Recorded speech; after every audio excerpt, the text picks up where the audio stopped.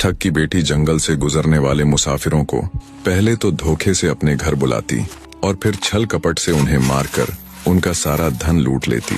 पर अब की बार आए मुसाफिर यानी झूठे व्यक्ति ने ठगिनी के छल को पकड़ लिया और जब उसे बुरी तरह कोसते हुए खूब खरी खोटी सुनाई, तब ठगिनी बोली, हमारा तो यही काम है, इसी के सहारे मेरा परिवार चलता है। झूठा बोला, अरे दुष्ट स्त्री, ये मत भूल कि तुझे भी एक दिन ऊपर वाले के पास जाना है और अपने किए कर्मों का हिसाब किताब देना है। जिस परिवार के लिए तू उन मासूम राहगीरों की हत्या करती है, एक बार जाकर उनसे पूछ, क्या वो भी तेरे इस पाप कृत्य के भागीदार हैं या नहीं। झूठे की बात सुन ठगिनी का हृदय विचलित हो उठा। वो तुरंत भागकर अपने पिता के पास जाती है और उनसे पूछती है, पिताजी, मारे गए पथिकों की हत्या का पाप किसे मिलेगा? आप भी मेरे इस पाप में भागीदार तो होंगे ही। बेटी की बात सुन ठग बोला, नहीं बेटी, पथिकों की हत्या करने वाली तुम हो तो उनका पाप भी बस तुम्हें ही मिलेगा। मैं तेरे इस पाप में भागीदार नहीं हूँ। पिता की बात सुन ठग की बेटी का हृदय और अधिक बैठ जाता है। भारी हृदय के साथ अब की बार वो अपनी माँ के पास जाती है और उनके सामने भी वही सवाल दोहराती है।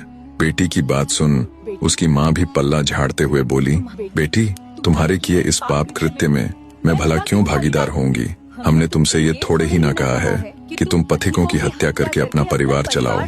भाई के पास गई तो भाई ने भी वही जवाब दिया। अत्यंत भारी हृदय के साथ ठगिनी फिर से मुसाफिर यानी झूठे के पास जाती है और कहती है, मैंने अपने पूरे परिवार से बात की, सबका जवाब एक ही था कि हम तुम्हारे इस पाप में भागीदार नहीं हैं। आगे ठगिनी बोली, हे मुसाफिर, तुमने मेरा भ्रम तोड़ दिया। मैं ये सब कुछ छोड़कर तुम्हारे साथ चलने के लिए तैयार हूँ, क्योंकि तुम मुझे भले मानस जान पड़ते हो। ठगिनी की बात सुन कुछ देर के लिए झूठा गहन सोच में डूब गया। सोचा, अब इस बला को मैं अपने गले क्यों बांधूं? पर फिर विचार किया कि एक बार कैसे भी करके यहाँ से निकला तो जाए, आगे का आगे देखेंगे। झूठा आदमी ठग की बेटी की बात पर अपनी सहमति जता देता है। तब ठगिनी बोली, ठीक है, तो आज आधी रात के समय हम यहाँ से भाग जाएंगे और कहीं शांति से अपना जीवन गुजर बसर करेंगे।